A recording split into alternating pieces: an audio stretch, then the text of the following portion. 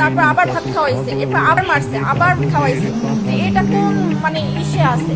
মানুষকে তো এরকম মাইরে ফেলায় না। সে যদি একটা খুনিও হইতে পারে, তাহলে তো এরকমের জীবন তো মাইরে ফেলাইতে পারে না। বলে তারা প্রশাসনের কাছে দেন, কিন্তু ওরা ওরে মাইরেন না।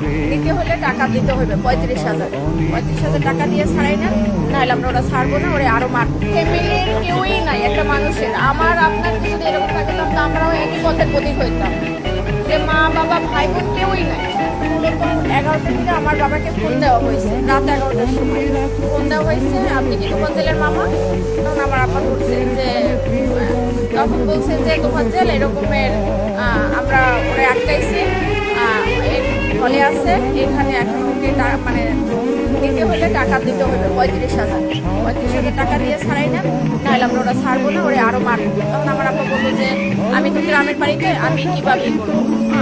তখন আমার আব্বা আমাকে ফোন দিচ্ছে যে তুমি একটু কথা বলো, তোফাজ্জেল নাকি এরকমের মানে উনি ওর ফলে এরকমের কথাবার্তা অসঙ্গতি